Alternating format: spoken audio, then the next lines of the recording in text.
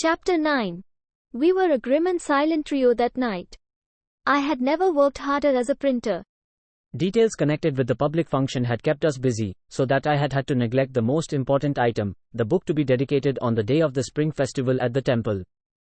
I had to have at least one copy of the first volume ready in a special binding of hand-woven cloth. We still had 1,000 lines of the verse to be printed to bring it up to the end of the marriage of God Krishna with Radha. The poet had given us the last installment of the manuscript weeks ago, but it had lain in storage. I found no time even to open the cover. The poet was patient. He could not hustle me, as this was practically a free service I was doing. He had always said that if the whole of it could not be got ready, they could always make use of the manuscript for the ceremony. But it was a matter of prestige for me as a printer to get through it and have at least one bound copy ready. So we were working on this desperately tonight, myself, Sastri, and the poet. Sastri to compose each page, the poet to pass the proof, and I to print off the page as it came through. We had a large flask of coffee among us. We were weary and tired. All speech had ceased. During the earlier part of the night we discussed the various aspects of the function ahead and cracked a few jokes, but it was now an hour before midnight and we were irritated by one another's presence. My legs ached, my eyes smarted, and I longed for a touch of the bed.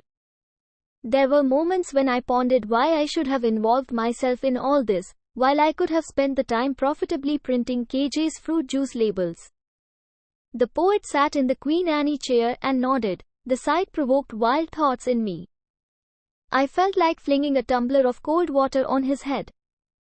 I felt furious at seeing him nod as I sat in the chair opposite him. We are doing all this for your sake. How dare you sleep? Was my thought. And I took pleasure in shouting in his ears, here, should it be, or, a doubt, a query, any excuse to pull him out of sleep. Looking at his mild face, one could not dream that he would be a fanatic in anything, but he was an implacable foe of all disyllables, which drove him to attack and pulverize polysyllables in order that they might fit into his scheme. A new syntax had grown out of it, which caused Sastri endless doubts and headaches. Every few minutes he called to me from the composing room to clear doubts, and I in my turn prodded the poet to give me an answer. Strange problems faced us. The poet had used too many Ks and Rs in his composition, and the available poundage of K and R in our typeboard was consumed within the first 20 lines. Thereafter I had to request him to see if he could not use some other letters of the alphabet in order to facilitate our work. Sometimes he was obliging and sometimes he refused point blank to countenance our suggestion.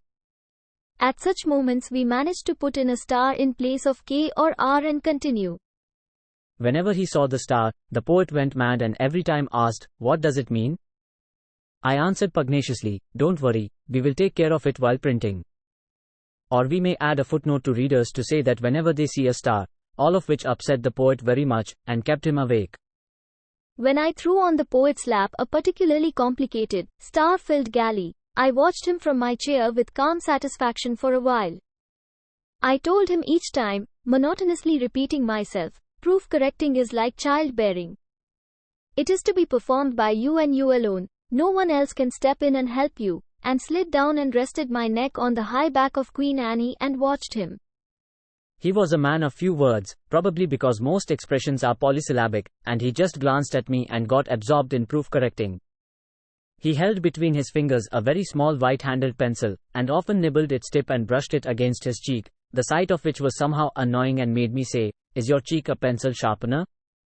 I do that whenever I think. Shut up your thinking apparatus when you correct a proof.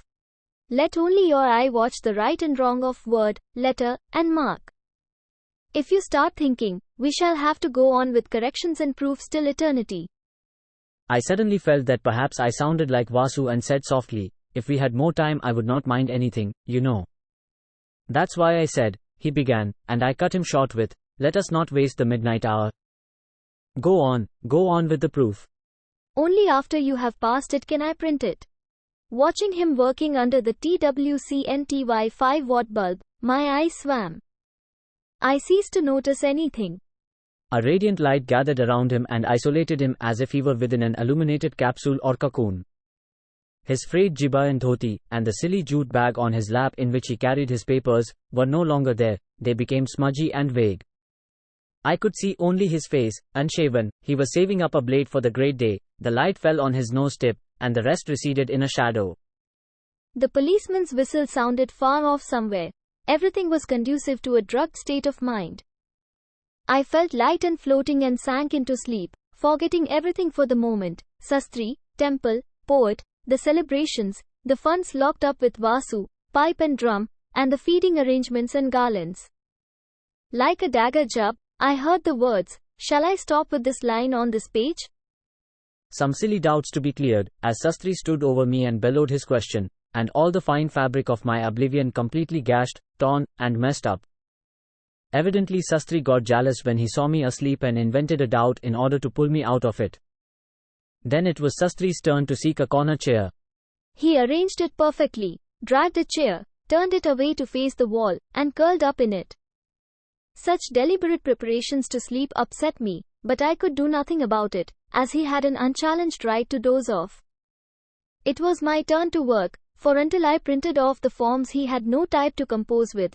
The poet's work was omnivorous and swallowed up all the contents of the type cases. Until I released the type, there was nothing for Sastri to do but sleep, and of course the poet was entitled to sleep, because until Sastri gave him a galley.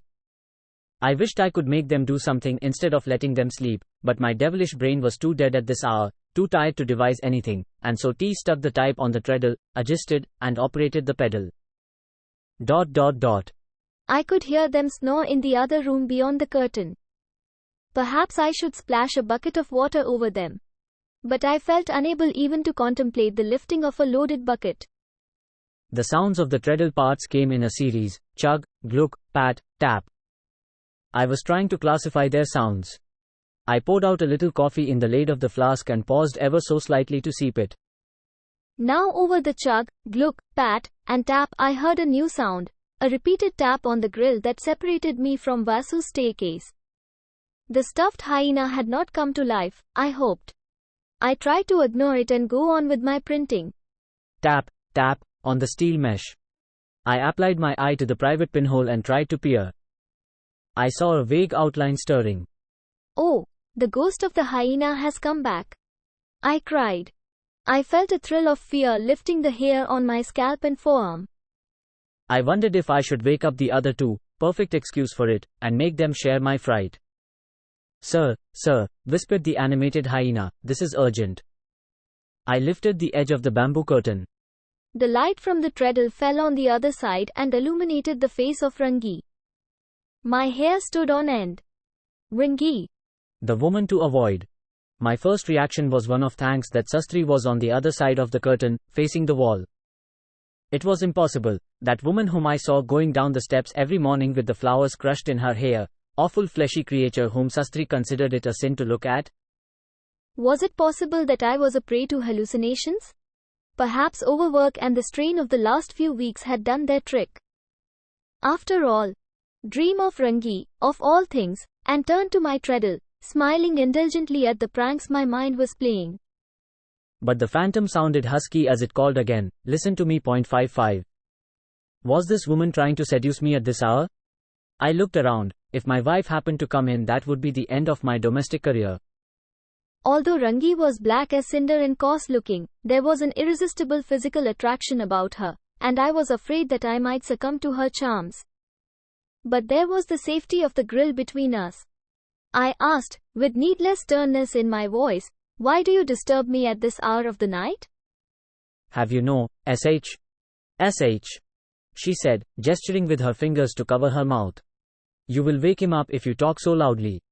Listen to me, sir, she said. I have very urgent news for you. What is it? Couldn't you have spoken to me earlier in the day? Nearer, after all, she wasn't so coarse. The light touched her high cheekbones. I found myself saying to myself, not bad, not bad. Her breasts were billowy, like those one saw in temple sculptures. Her hips were also classical. I resented the attraction that exuded from a personality so rough. She wore a thin reddish sari. She interrupted my midnight dreaming with, I must get back before he awakes.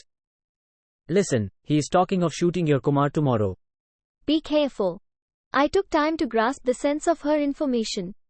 The word Kumar stirred up in me all the necessary reaction, From the first day we had made him get up on his legs, through all our effort to restore him to health, to this day, when he was peacefully swaying and crunching all the sugar cane that the children of the neighborhood brought him. For Dr. Joshi had done his work. The Mahout had led Kumar safely to town, I had taken them across the river to the World QRL, and the medications had begun at once. During his convalescence, Kumar had become our own temple elephant and was living in the compound. He was to be a main feature of our festival, and afterward he would be returned to Muthu. I am also a woman of that temple and I love that elephant, Rangi continued. It must not be shot. Sir, you must somehow see that he doesn't do it. Please save the elephant. How? How can I shield the elephant? What sort of an armor can we provide for him? I asked. And then on a sudden doubt I asked, are you in your senses? Or have you been taking opium or something of that kind? She glared at me angrily. Sir, I am only a public woman, following what is my dharma. I might be a sinner to you, but I do nothing worse than what some of the so-called family women are doing. But I observe our rules. Whatever I may do, I don't take opium. I felt apologetic for uttering so outrageous a remark. What you say is so unbelievable. She looked nervously up the stairs, as there was a slight stirring noticeable above. If he wakes up, she whispered. Wait here, don't go away, and she ran up the steps. My blood tingled with an unholy thrill. I let my mind slide into the wildest fantasy of seduction and passion. I was no longer a married man with a child and home. I was like an adolescent lost in dreams over a nude photograph. I knew that I was completely sealed against any seductive invitation she might hold out for me, but I hoped I would not weaken. Still my mind speculated on how to neutralize the grill between us if it came to that. The grill had a lock, and the key was in the drawer of my table in the other room. I stepped up to the curtain, parted the edge of it, and was relieved to see Sastri continuing his sleep, his position unchanged. The poet slept equally soundly, but he had drawn up his legs and curled himself in Queen Anne. If I approached the desk for the key, it was bound to disturb the sleepers. Anyway, I left the problem alone, resolved to tackle it somehow at the right moment. When I tiptoed back to my place beside the grill, there she was, ready, as it seemed, to swallow me up wholesale, dissolving within the embrace of her mighty arms all the monogamous chastity that I had practiced a whole lifetime. I found her irresistible. She stood on the last step, as it seemed to me a goddess carven out of cinder. The shadows cast by the low-powered lamp were rather tricky and created a halo around her. I pressed my hands close on the grill and took my face close, adopted the appropriate tone of a man about to succumb to seduction, and said, "Oh, you are back?" I tried to put into it all the pleasure I was anticipating. She looked at me indifferently and said, "Only went up to see if he was sleeping. He was only rolling over. He won't get up till 5, I know him." She sat down on the last step, took out of the folds of her waist a pouch and took out a betel nut and leaf and 2 inches of a tobacco plug, put them into her mouth, and started chewing. She looked completely relaxed. In my fevered state, I wanted to ask her if she was aware that the grill was locked and the key was where Sastri was sleeping. She asked, "Are you going to save that elephant or not?" "Should you ask? Tell me all about it. He will kill me if he knows I have been talking." "But I don't care. He has been telling me his plans. Tomorrow night, what time does your procession pass this way?" "Well, you should know. Aren't you in it?" She was to perform her original function of a dedicated woman and dance in front of the god during the procession, although her dance would consist only of a few formal flourishes of her arms. She was perhaps the most indifferent dancer in India, but no one expected anything else of her. People were used to seeing her before the god and no one cared how she performed. Her place would be right between the decorated chariot and the group of pipers and drummers. "He doesn't want me to go in the procession tomorrow," she said, "because he says it'll not be safe for me." She giggled slightly and threw the end of her sari over her face, feeling shy at the thought of Vasu's considerateness for her. I asked in a panic, "Aren't you joining the procession?" "Yes, I'll be there. It will be my duty." But what about Vasu?" "Oh, let him say what he pleases. No man so far has stopped my doing what I like," she said proudly. "Why doesn't he want you there?" "He doesn't want me there when it happens." "What happens?" when he shoots the elephant from his window. I never thought Vasu cared for anyone so much. He cares for me very much, although sometimes he is completely mad and picks up all kinds of women and expects me to quarrel with them, but not me. Let any man do what he fancies. I don't care what anyone does, as long as he doesn't dictate to me what I should do. She chewed her tobacco contentedly. He wants to take me with him to Bombay, that's why he doesn't want me to get lost in the crowd. What will you do in Bombay? I asked, my curiosity aroused. Cook for him. He likes the pulav I make, so he wants to take me along with him. I want to see new places too when the time comes. In a year or two, who will care to call me? Oh, you will have your chance, I wanted to say in my impassioned state. But I restrained myself. She treated me with much respect, always addressing me, sir, and she would have a shock if I spoke to her like a lover. Even at that mad hour, I am glad to think, I kept my head and tongue. Good man, he cares for you so much. I said. He is tired of his restaurant food, he says, and he doesn't want me to risk my life in the crowd when he shoots the elephant from his window. Why shoot that poor thing? I persisted. Who is going to let him do it? I asked heroically. I will tell the police. Oh, sir, she begged, don't do that. How will it help? The police themselves may ask him to shoot. They may want someone able to shoot. And then she explained, somewhere along here, when the elephant is passing the road, it may go mad and charge into the crowd. Oh, God. Why? Well, elephants are easily excited, and then he will take aim from his window and shoot it. He is certain that he can finish it. His aim is always accurate, you know, she said. I said angrily, if he is such a good shot, the place for him to demonstrate it is elsewhere, not here. Master, she implored, don't be angry. Think calmly what you should do, and act before it's too late. Anyway, why does he want to shoot that elephant? I asked. He says it's more useful dead. He may kill me for speaking, but I don't care. I want to save that poor Kumar. Neither you nor Kumar need have any fear, I said very heroically. The time has come for me to hand him over to the police, the devil. I said it with a lot of passion and heroism, but little idea of what I could do about it.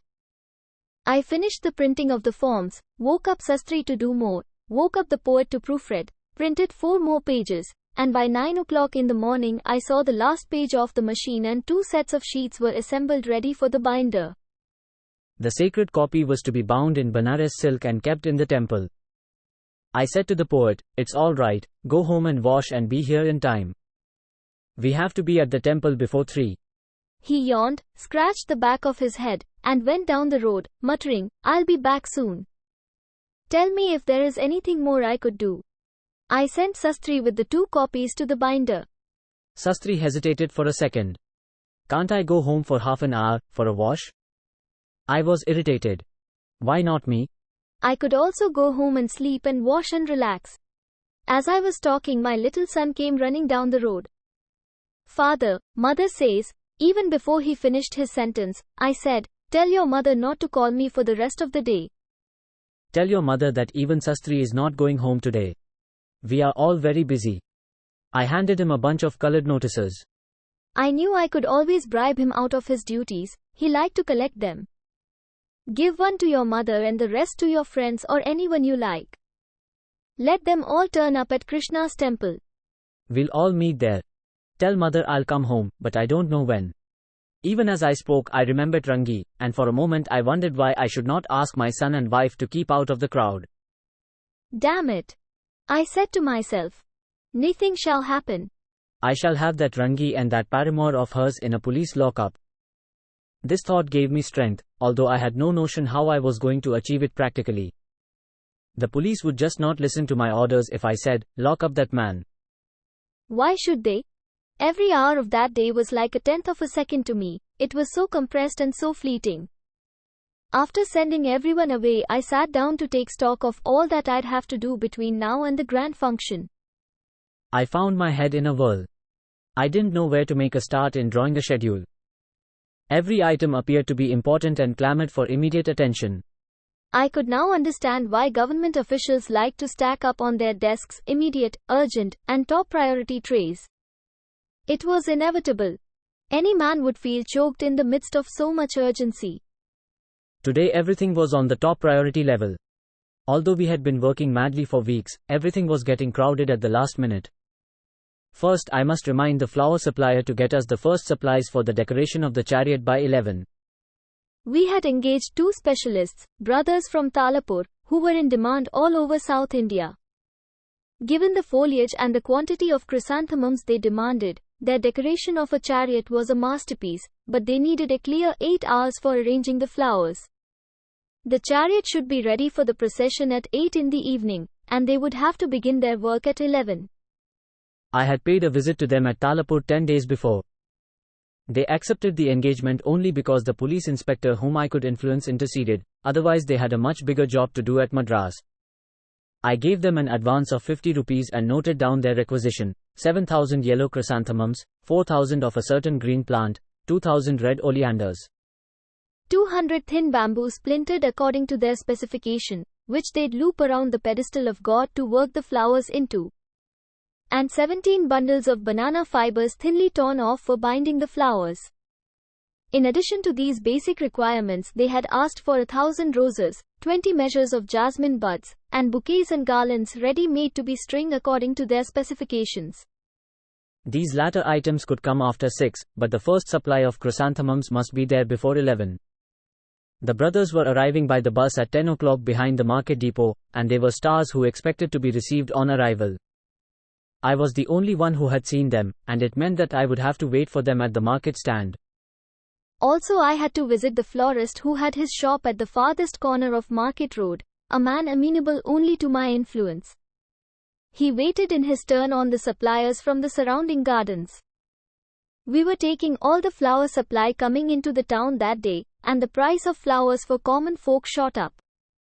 I had to make sure that our piper and the drummer, who lived not too far away, would arrive in time.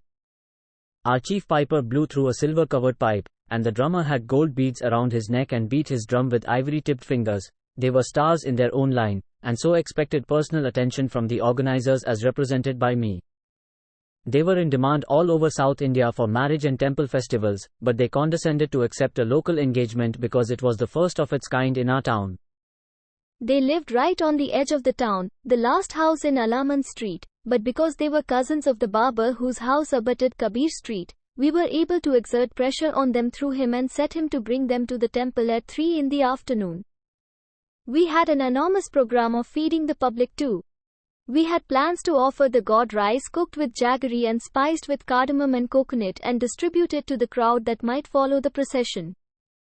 One of the rice merchants had donated us all the rice that would be needed, together with coconut, jaggery, and other stuff. All that I wanted in return was that, if there was going to be a public speech, there should be a mention of his shop. We had a kitchen in the temple, and an enormous cauldron was fetched and mounted over a fireplace with half a ton of chopped wood burning under it. 4 professional cooks were at it. Several thousand little receptacles made of banana bark would be filled up with sweetened rice and distributed. And then kitchen lights and petrol lamps for the illumination of the temple and the procession, in addition to torches soaked in oil. And, above all, fireworks. The whole town was at it. The chairman of our municipal council had agreed to preside over our function, the advantage being that the municipal services were easily secured for us. When it was known that the municipal chairman would be around, the roads were swept and watered, and the license for a procession was given immediately. Along the corridor of our Krishna temple we had erected a pandal and a dais, on which the mayor, he liked to be called mayor, would stand and harangue the gathering before the dedication. All these tasks of public relations and general arrangements at the temple were undertaken by Sain, who never left the temple precincts for 7 days, working at them night and day. He had managed to get a band of young volunteers from Albert Mission College and High School to assist him and run small errands for him. He had erected a pandal with coconut thatch and bamboo. He saw to the decorations and kept a hold on the municipal chairman by writing his speech for him. Sain had also arranged to keep in readiness handouts and photographs for newspapers. KJ, our aerated water specialist, had opened a booth at the temple gate and offered to open 1,000 bottles free of cost and thereafter charge only half rate to the public gathered at the temple. There were 3 donors who had offered 500 rupees each, and they expected me to go to them in a car and fetch them for the function, although one had to be fetched from New Extension, the other from Gandhi Park, and a third from Lawley Road. I had fortunately the assistance of Gafur, who had his 1927 Chevrolet and ran it as a taxi, always available around the fountain. Anytime, anywhere, this car is yours, he had declared. I had only to fill the petrol tank and give him 10 rupees at the end of the day. First things first, and I have to be at the temple at 3. Dr. Joshi, the elephant doctor beyond Nalapa's Grove, wanted a car to be sent for him. I must remember to take with me 6 bottles of rose water and the sandalwood paste, I said to myself. Items kept coming again and again, like the waves beating on a shore. Oh, and when Mutu and his party arrive, must leave a guide at the bus stand to take them to the temple. Everything was important and clamored for first attention. I dropped everything, dashed through the press, opened the back door, and stepped across to my house. I'd have no time to visit the river today. I went straight into the bathing room, saw cold water in a brass cauldron, and dressed and poured the cold water over my head, and shouted through the door to my wife, "Bring me my towel and a change of clothes." Presently she thrust my towel through the half-open door, and now I cried, "I forgot to shave, bring me my safety razor and mirror. I'll shave here." And she ran back to fetch these items. Presently my son entered, bearing these in his hands. I shouted, "You should not handle razor blades." Mother asked me to carry them. That excused the lapse. I called his mother urgently and told her, "Hereafter take care not to let the young fellow handle razor blades." Ho insisted upon fetching them himself. "That's no excuse," I said. "You must watch him." "What else do you think I am doing?" she asked. "But now I have your breakfast on the fire, and I know how you will dance for it and make us dance who serve you, the moment you come out of the bathroom." No time for arguments today. Within 15 minutes, out of the house again, completely refreshed by a bath and food. I took leave of my wife. Try and manage to come to the temple at 5 with Babu. I'll give you a good place for watching the show. And you could come back home and come again before the procession. The decoration will be the finest. Come with some of our neighbors. I was off. Across the street, back at my press. Even as I was uttering my invitation to my wife, I was troubled with a secret uneasiness, that perhaps I should ask her to stay at home in view of Rangi's warnings. First I must. If I started out to do all my things one by one, devoting 4 minutes to each task, I could get through everything and reach the temple in time for the chairman's arrival. But I had to get this information straightened out, and no one but Vasu could be useful for it. I stayed for a second to look through the sample binding Kandan had brought in, and prepared to face Vasu. I did not want to give myself any time for it. If I thought it over, I'd find an excuse to go away, while the lives of thousands of men and women would hang by a thread depending upon my interview with Vasu. Above all, the survival of that poor Kumar who had proved such a delight to our neighborhood. I had to brace myself for this interview. I dashed home for a minute to ask my wife to pack up and give me some eatables that she had prepared, and then turned to go to Vasu. I didn't give myself time to develop any resistance. I went around to the yard. Until I turned the corner, I had a hope that the jeep might not be there. But there it was. My steps halted for a second at the entrance to Vasu's staircase, where I noticed the plaster on the walls peeling off. Must attend to this, I said to myself, and immediately felt a pang at the thought of how little I had to do with this part of my property. At the foot of the stairs, the hyena was still there. No demand for stuffed hyena nowadays, I said to myself. The python was gone, but a monitor lizard, a crocodile, a number of other creatures looking all alike in death cluttered the staircase. I went to the top of the landing, making as much sound as I could. It was about 11, and I knew Rangi would not be there. I stood on the landing and called, "Vasu, may I come in?"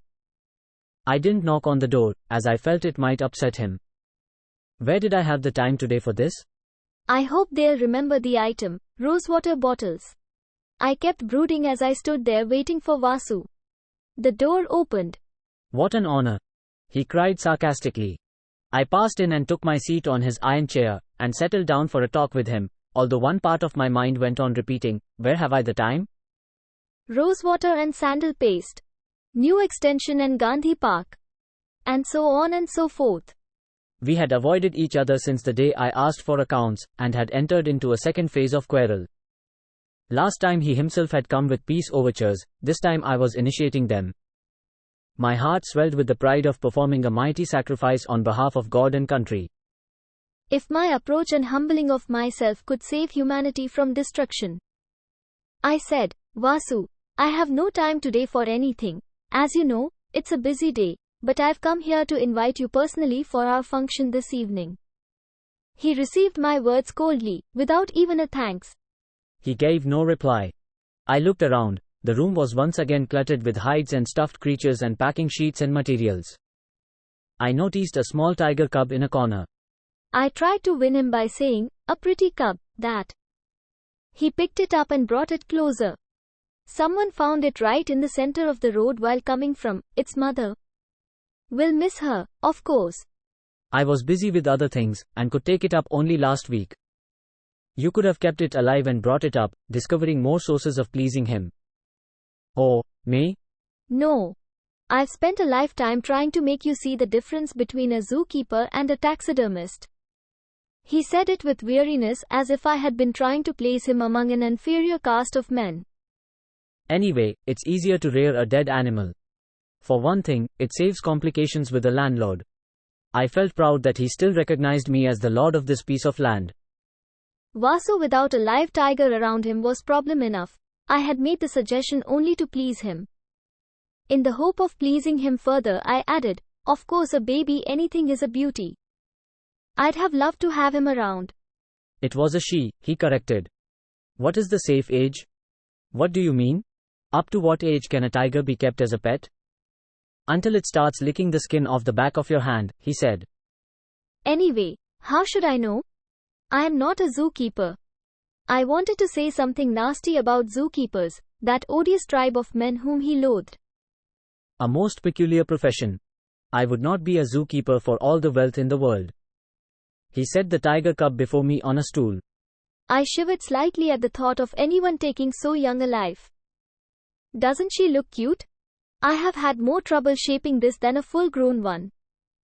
Guess what I am charging for it? It was really a problem for me. I feared I might antagonize him if I undervalued it. If I mentioned a fantastic figure, he might see through the trick. I thought over the problem a good deal. While my mind was working fast, I stole a glance through the little window over the street. Yes, the fountain would be within the range. From the fountain, down the road, branching off to Lolly Road, he could aim anywhere within the perimeter. What are you watching? He asked suddenly. Nothing. I always look at far-off things when I have to do a calculation. I've been thinking over your question. If you charge 5,000 rupees, as you told me once, oh, the problem is unimportant, leave it alone, he said and carried off the cub and put it back, covering it over with a piece of cloth. I was not to be quenched so easily. I ignored his attitude and said, about 2,000? The labor of shaping it must have been equally great. You are right. It's slightly less. I never charge a round sum. My bill for it would be 1,825, packing extra. I gave appropriate cries of admiration for his cleverness, and after more talk on the same line we came to the business.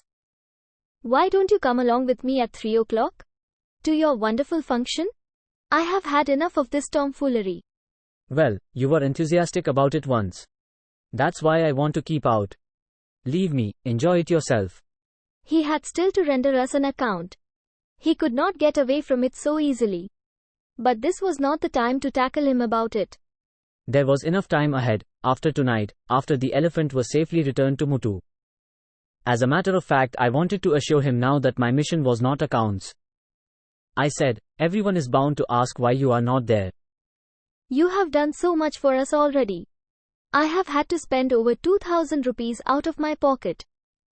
You have no idea how much of my business I have had to set aside. Time is money. I can't be like some of your friends.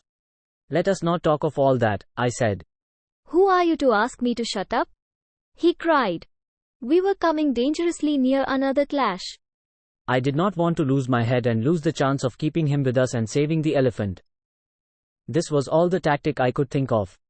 He spurned me again and again as I repeated my invitation, and finally said, "Your whole crowd sickens me." You are a fellow without any sense. Why you are so enthusiastic about a poetaster obsessed with the monosyllable I don't know. And then that local Nehru. What does he think he is? All of you joining and wasting everyone's time and money. If I had had any authority, I'd have prohibited celebrations of this kind as a waste of national energy. I did not want to say that he could keep out if it didn't suit him. I wanted to stretch out my capacity for patience to the utmost in the cause of God and country. He was abusive and angry. I wanted to assure him that I was not going to mention accounts for a considerable time to come. So I said, "Vasu, I have come to you as a friend. I thought it'd be fun to have you around. We could see things together and laugh at things together, you know. Perhaps you are worried we might ask about those collections." Who? Me. Worried. He laughed devilishly. "100 of you will have to worry before you can even catch me worried," he said, whatever might be his meaning. I laughed, pretending to enjoy it as a joke. I looked at the time. I had wasted nearly 3/4 of an hour in tete-a-tete, and still I had not come to the point. How to come round to the main subject, and ask him for an assurance that he would not shoot the elephant? I now took the rice cake and sweets out of my bag and placed the packet before him. "Ah, I forgot about this," I said. "I have brought you something to eat. I found it at home and I thought you might like it." "What is it?" he asked. He opened the packet and raised his brow. "You want to practice kindness on me? All right. This is my first experience of it from you. All right, while it lasts." He put a piece in his mouth, chewed it with a critical expression on his face, and said, "Not bad, but tell the person who made it to fry the pepper a little more before putting it in." Anyway, better than nothing. He transferred the whole of it and swallowed it at one gulp, accepting it as something rightfully due to him. I was a little upset to see him take it so casually. But this was no time to dwell on it.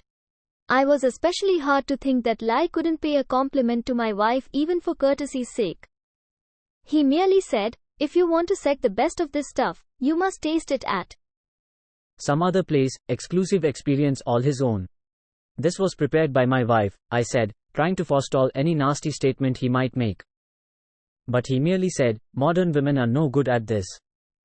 Modern women are no good for anything when you come to think of it. I did not want him to elaborate the subject as I feared he might say something nasty about my wife. So I tried desperately to change the subject. I suddenly said, "Vasu, I have come to appeal to you not to harm our elephant tonight." "How can anyone harm an elephant, of all things? Don't you know that even if you drive a bodkin into its skin, it'll only break the point?" Anyway, what are you trying to tell me? This was challenging. He had risen from the cot, which showed that he was agitated by my question. He tried to look calm, but I found that he was roused. "Who has been gossiping, I wonder?" He paced up and down, stood for a moment looking out of the window, as I guessed, at the market fountain. "Has that bitch been talking to you?" "Which bitch?" I asked. "That woman Rangi," he said with heat. "Who is Rangi?" I asked. "You pretend you don't know her," he cried. "Why all this show? I'll wring her neck if I find." He didn't finish the sentence. "Yes, suppose I decide to shoot that elephant. What can you do about it?" I felt worried. What was he planning? How was he going to excite it? "Have you plans to excite it?" I asked point blank. He just laughed diabolically. "You want to know everything, my boy. Wait, and you will know. Whatever you have to know will be known one day," he said in a biblical manner. I said, "Whatever horrible plans you may have, remember there will be thousands of persons around, men, women, and children dragging the chariot. Let them go home like good citizens before midnight. They can have all the fun until midnight." Who are you to say when they should go or come? Now, don't try to be nasty.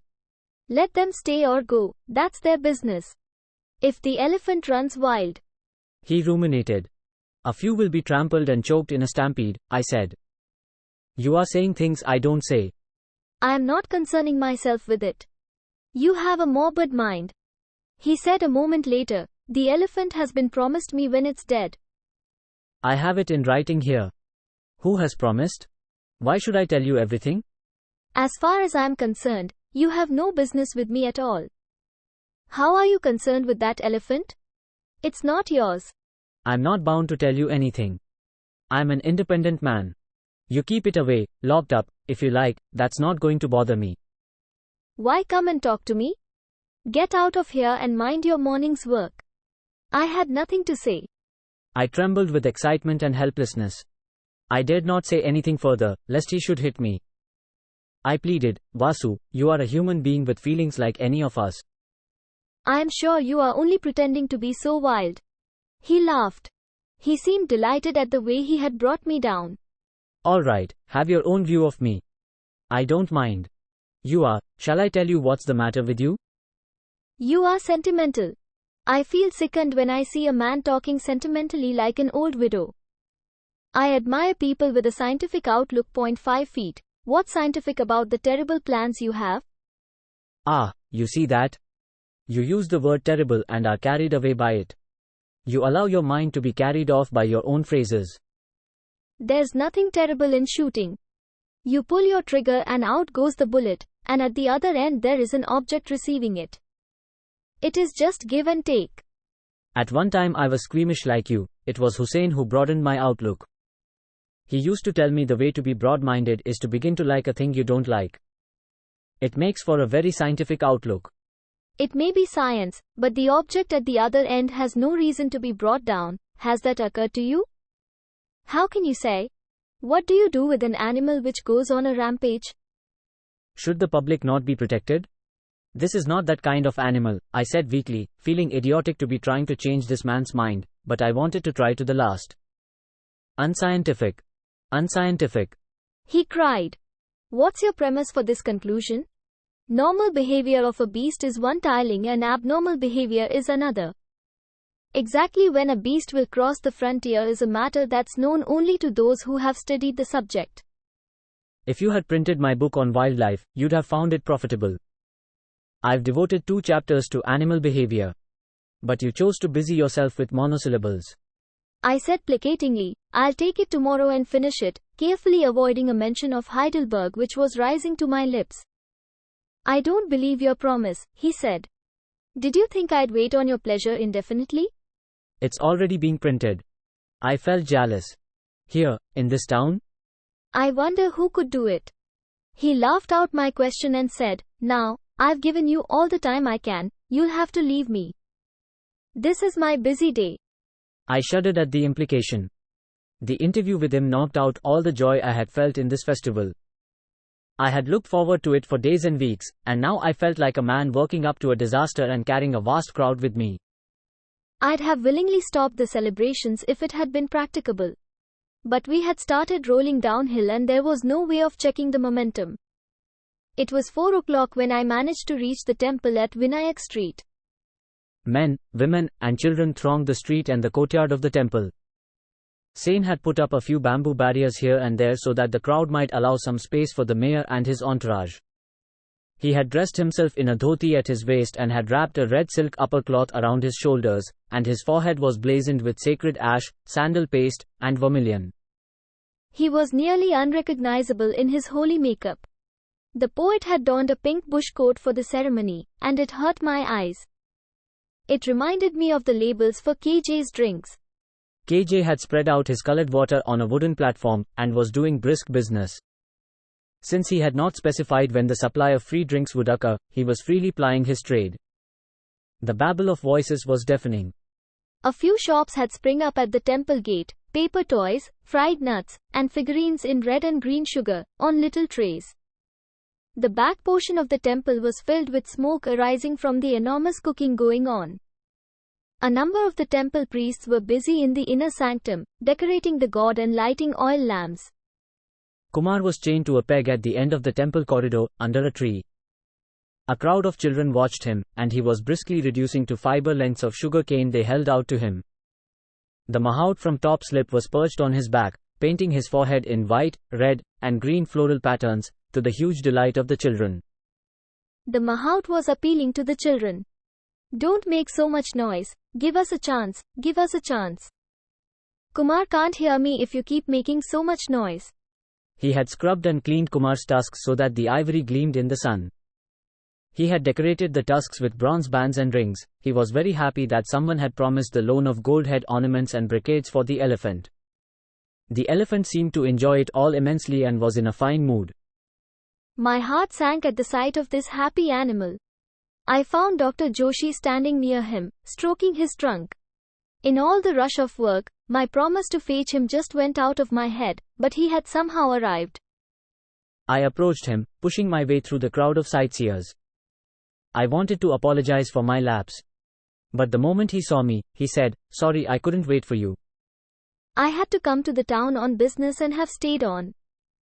"Oh, that's all right, doctor. I'm happy to see you. How do you find Kumar?" He said, "He is in good shape, very good form, I think." Will he stand all the crowd and excitement? Surely. What else do you think he is good for? You will find him at his best in such surroundings. I was wondering whether he would tolerate fireworks and band. Why not? But don't let the sparks of fire fall on him from the torches or the fireworks. Some elephants get a fright when a flare is held too close. Keep an eye on the torchbearers, and that should be enough. Do you think he'll go wild if something happens? Why do you ask? Asked the doctor. I've heard some people say that an animal can suddenly charge into a crowd. He laughed out my fear. Don't work up these ideas. People may get into a panic, and that'll be really bad in a crowd like this. We surveyed the jam of humanity. Any rumor might ruin the occasion and create a stampede. The distribution of the offerings was planned to be done at the end of the procession, when we returned to the temple. It meant that most of the crowd would wait for it. One way of reducing the crowd at present might be to distribute the sweet rice as soon as possible. I sought out the chief priest of the temple to ask if it could be managed. He said immediately, "No. The offering is for the 11 o'clock service. How could we distribute anything before that? I didn't know about that." I was obsessed with plans to save the lives of these people who had come out for enjoyment. Little girls had dressed themselves in bright skirts, women wore their jewelry and flowers in their hair, and men had donned their best shirts and bush coats and dhotis and silk. Most of them were going to perish in a stampede tonight as the elephant rushed about madly. My wife and son were somewhere in that crowd. I had no way of reaching them, either. The air was charged with the scent of thousands of jasmine and roses which decorated the chariot. The mayor's speech was drowned in the babble in spite of a microphone and loudspeaker. It was purely the journalist's domain, and I kept away from the dais. I saw from far off the pink bush coat of the poet rising and respectfully presenting the silk-bound copy of the book to the priest. The crowd demonstrated unmistakably that they hadn't assembled there for hearing a speech. The piper and the drummer were providing a thunderous performance. The priest was busy placing offerings at the feet of the golden images of Krishna and Radha, and Rangi was dancing. She had draped herself in a faded brocade and wore a lot of tinsel ornaments on her head and around her neck, and she was gesticulating before the golden images. I wanted to speak to her. It was urgent. But it would be improper to be seen engaged in a talk with that woman, and the enormous crowd might boo me. I toyed with the idea of sending an emissary to her, any young urchin, but if such a fellow was bent on mischief, he could expose me and make me the laughingstock of the crowd. That big crowd was looking for an occasion to enjoy anything at anybody's expense.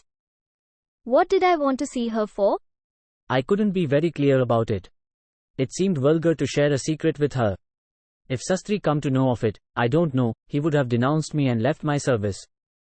All the same, I wanted to attract her attention and do something about it. What? I couldn't say. But I could glimpse her only through gaps between several heads and shoulders. She was agitating her person in such a way as to make it impossible for anyone to catch her eye.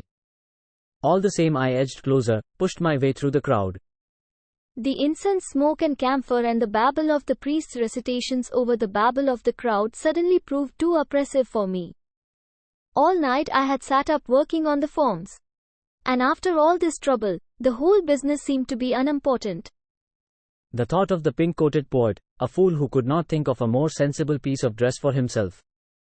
I found it strangely irritating to think of the poet and all the trouble he had caused me. The god was beautifully decorated. He wore a rose garland, and a diamond pendant sparkled on his chest. He had been draped in silk and gold lace, and he held a flute in his hand, and his little bride, a golden image draped in blue silk and sparkling with diamonds, was at his side, the shy bride. The piper was blowing his cheeks out, filling the air with Kalyani Rag, a melody that created a lovely attunement at this hour. The temple was nearly a century old, built by public subscription in those days when my grandfather and a few others had come as pioneers. Beyond the temple had been a forest extending up to the river. Today all the forest was gone, in its place only a number of ill-built houses, with tiles disarranged by time and wind, straggling houses, mainly occupied by weavers, who spread out their weaving frames all along the street. But the temple, with its tower and golden crest and carved pillars, continued to receive support. The story of Krishna and Radha was now being recited in song form by a group of men, incoherently and cacophonously, while they acted as vocal accompanists for Rangi's dance, as she swayed and gesticulated. With all the imperfections, the effect of the incense and the chants made me drowsy and elated, and I forgot for a moment all my problems. Vasu was like an irrelevant thought in the midst of all this. He should have no place in my scheme of things. I felt relieved at this conclusion. People I had never seen in my life acted as a padding to my right and left and fore and aft. I had lived a circumscribed life and had never thought that our town contained such a variety of humanity. Bearded, clean-shaven, untidy, tidy, women elegant, ravishing, tub-shaped, and coarse, and the children, thousands of them, dressed, undressed, matted-haired, and so forth, running, chasing one another between the legs of adults, screaming with joy and trying to press forward and grab the fruit offerings kept for the gods. Half a dozen adults had set themselves the task of chasing away the children and compelling them to keep out of the main hall of the temple. But when they overflowed into the corridor and the veranda, half a dozen others had set themselves a similar task of keeping them out of the assembly listening to the chairman's perorations. And they chased them back into the hall with equal vigor, and the gang of children came screaming in, enjoying the swing back and forth. Through all this babble, music was going on. But I had withdrawn from everything and found a temporary peace of mind. The sight of the god, the sound of music, the rhythm of cymbals, and the scent of jasmine and incense induced in me a temporary indifference to all matters. Elephant? Who could kill an elephant? There came to my mind the tale of the elephant Gajendra, the elephant of mythology who stepped into a lake and had his leg caught in the jaws of a mighty crocodile. And the elephant trumpeted helplessly, struggled, and in the end desperately called on Vishnu, who immediately appeared and gave him the strength to come ashore out of the jaws of the crocodile. And so, I told myself, our ancestors have shown us that an elephant has a protected life and that no one can harm it. I felt lighter at heart. When the time came, the elephant would find the needed strength. The priest was circling the camphor light before the golden images, and the reflections on the faces made them vibrate with a living quality. This god Krishna was really an incarnation of Vishnu, who had saved Gajendra. He would again come to the rescue of the same animal on whose behalf I was. Unknowingly, I let out a terrific cry which drowned the noise of children, music, and everything. Oh, Vishnu! I howled. Save our elephant, and save all the innocent men and women who are going to pull the chariot. You must come to our rescue now. Unknown to myself, I had let out such a volume of shout that the entire crowd inside and outside the hall stood stunned and all activities stopped. The chairman's speech was interrupted as my voice overwhelmed the loudspeaker. Rangi stopped dead in her gesticulations. I was soon surrounded by a vast crowd of sympathizers. I felt faint and choked by the congestion. Did you shout like that? The chairman's speech. It was Sane, to whom the only thing that mattered was the chairman's speech. He was angry and agitated. I heard someone remark, "This man is possessed, listen to him." My shout had brought around me all the friends I had been looking for in the crowd. Mutu, the tea stall keeper, was very tender. He said, "Are you feeling well?" I felt not unwell but foolish to have brought on myself so much attention. "Where have you been all along? I've been looking for you." I had now lost the initiative in my affairs. A number of busybodies held my person all over and carried me out to the veranda under the sky and fanned my face. The veterinary doctor felt my pulse and injected a drug into the veins of my arm. The poet had my head on his lap. Doctor, don't give me an elephant dose of anything. I have never seen you curing human ills. The crowd that stood over me was enormous, faces everywhere, to my right, left, above, and aside, a glut of breathing, sighing, and noisy humanity, packing every inch of space. The journalist suddenly lost his head and charged madly into the crowd, crying, "If you don't leave him alone, he'll die of lack of air." The incomplete speech of the chairman seemed to have given an edge to his temper. And people made way. The chairman sailed in with a lot of dignity. He stooped over me to ask, "Are you feeling well enough?" "Absolutely well, nothing is the matter with me. You may go and continue your speech." "Don't stop it on any account, please." The chairman looked pleased at the importance given to his speechifying. He cackled like a shy adolescent. The chairman of the municipal council was actually a man who owned a sweetmeat shop and had risen to his present position through sheer hard work. He was supposed to have started life as a servant and ultimately become the owner of the sweetmeat shop. He always wore, even in his sleep, as people said, a white Gandhi cap as an unwavering member of the Congress party. A chubby, rosy-cheeked man, who evidently consumed a great deal of his own sweets. Seeing his face so close to mine, I felt reassured. Here was a man who could save the elephant. I said, "You must protect the elephant." "Which elephant?" he asked, rather startled. I explained. I took my head off the lap of the pink coat and said to the poet, "Take him where the elephant is kept." The poet demurred. The mayor dodged the suggestion. But I was adamant. The mayor, being rashed by a big circle of crowd, did not want to be seen embroiled in a scene with me, and so left us suddenly. The poet was glad to be out of the spotlight too. I could now sit up. I realized that I now had an oddly commanding position. People were prepared to do anything I suggested. I felt better. At this moment my wife entered the scene, accompanied by my little son. Both of them rushed to me with agonized cries. I didn't like such a dramatic show. So I said to my wife, "What has happened? Why are you behaving like this?" I only felt a little choked in there and so came out to sit here. "You were lying flat on Uncle's lap," said my boy. "Only because they would not let me rise to my feet." On hearing which my wife burst into tears and went on sobbing. Now, don't be ridiculous. People will laugh at us for creating a scene and spoiling their day for them. Now go and enjoy yourselves. I was on my feet again and went out of view of the crowd in order to let them carry on normally. I felt rather foolish to have brought so much attention on myself. I left the temple swiftly by a back door and went home through the lanes. My wife and son accompanied me. I felt bad about depriving them of the pleasure they came to enjoy at the temple. My son was openly critical. "Why should we go home so soon? I want to stay and watch the fun." On our way we saw his schoolmaster going toward the temple, and I handed the boy over to him with, "Please don't let him join the procession, he must come home for supper." "I'll bring him back," said the teacher.